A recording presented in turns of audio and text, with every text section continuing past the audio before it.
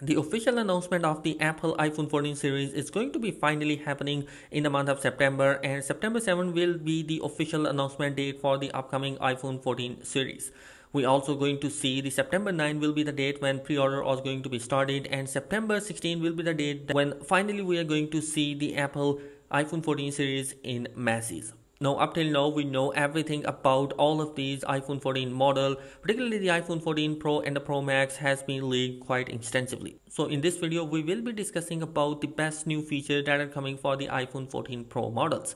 So starting with the design of the upcoming iPhone 14 Pro and the Pro Max, we finally going to see that Apple is ditching the notch in favor of a punch hole and a circular cutout. The circular cutout will be holding the front facing camera, and the pill-shaped cutout will be including the Face ID hardware.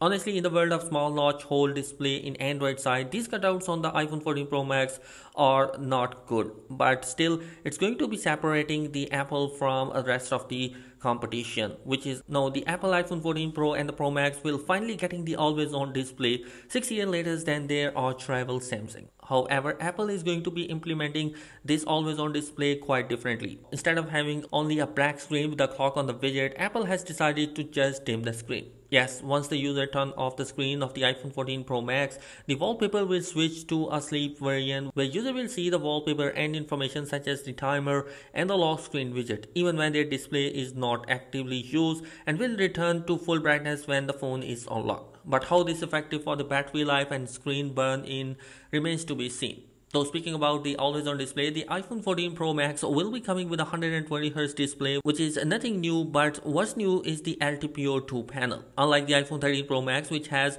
a variable refresh rate that varies between 10Hz and 120Hz, depending upon what you are doing on the phone. The iPhone 14 Pro Max will go all the way down to just 1Hz, thereby saving crucial battery life when the phone does not need to display more than 1Hz, such as while viewing still images and always on display. Now moving forward, the front facing camera of the iPhone 14 Pro will be getting two big upgrades. The first thing is that it's coming with a big aperture from f2.2 to f1.9. It will bring a shallower depth of field which would make the photos as well as the videos much more pleasing to eye. And the second, it results the sensor capturing more light, which should result in better low light photos.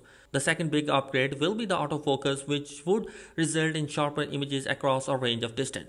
Now, talking about the cameras, the iPhone 14 Pro Max will be getting a 48 megapixel of a main camera, which is finally make a change from the 12 megapixel camera Apple has used for years. Apple is also rumored to be bringing the larger sensor than the iPhone 13 Pro Max.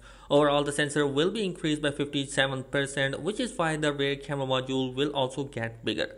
Apple will unlikely use 4-in-1 pixel pinning technology to output 12 megapixel images for better low light sensitivity and performance.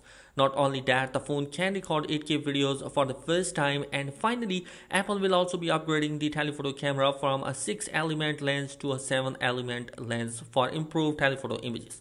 Of course, let me know your thoughts in the comment section below. Be sure to subscribe. Thanks for watching. Peace.